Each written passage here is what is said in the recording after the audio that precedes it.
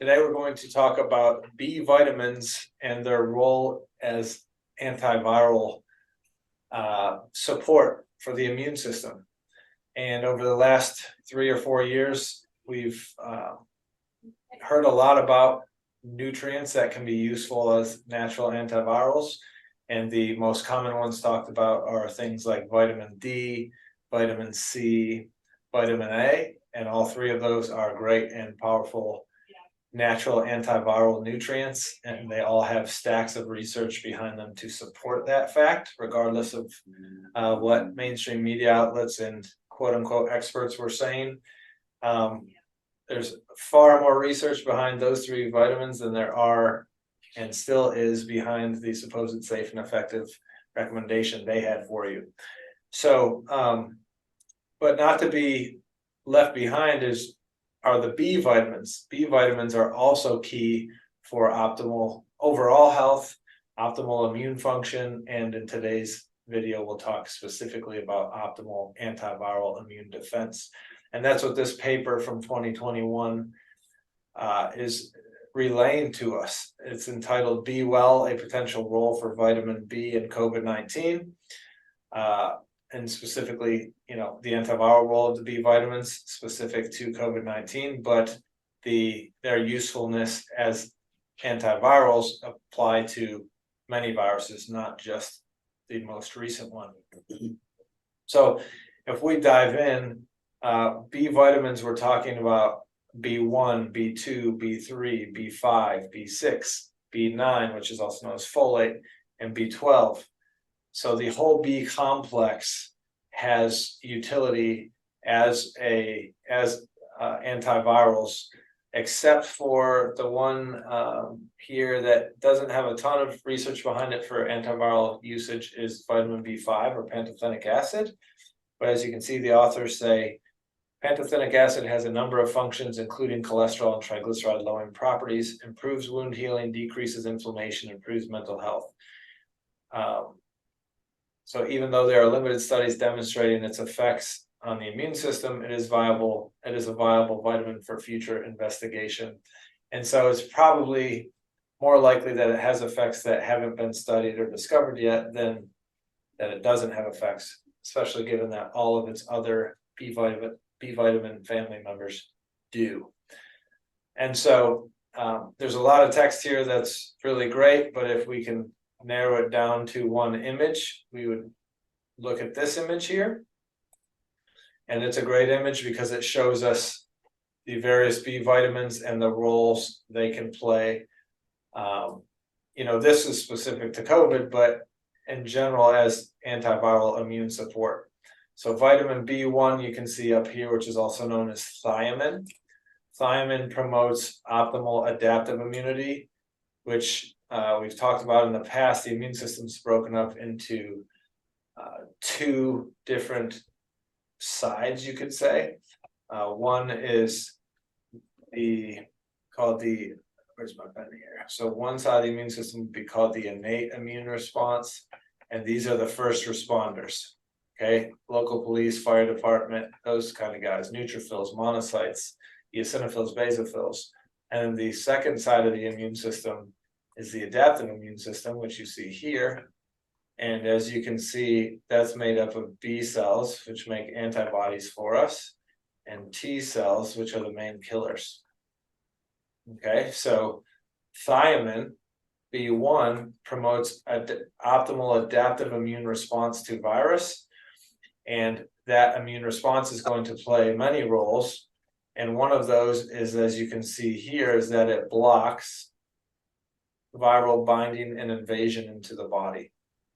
So if we've got an optimal immune response to virus, that virus is not going to be as successful at invading our body and binding to whatever target receptors it likes to bind to in order to infect us. So B1 is key there.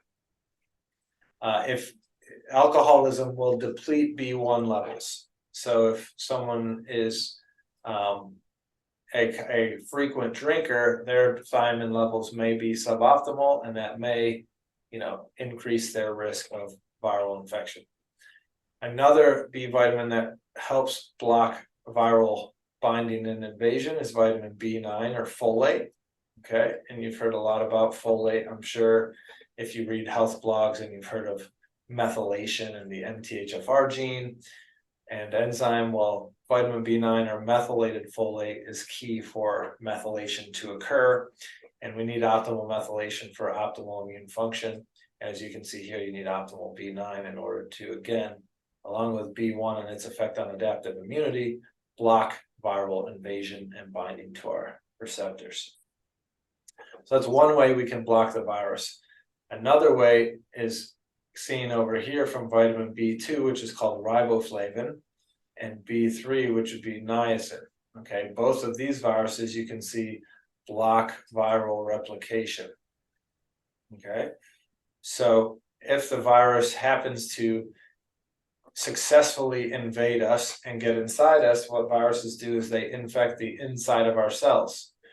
Okay, so this virus or this virion here wants to infect our cell and enter the nucleus and hijack our machinery so that it can reproduce itself. And that's called replication. So if we can block its ability to replicate or reproduce itself or have babies, we can block its ability to spread throughout our body. And B2 riboflavin, B3 niacin do that. And so again, if you're lacking those, you're not going to block viral replication as well.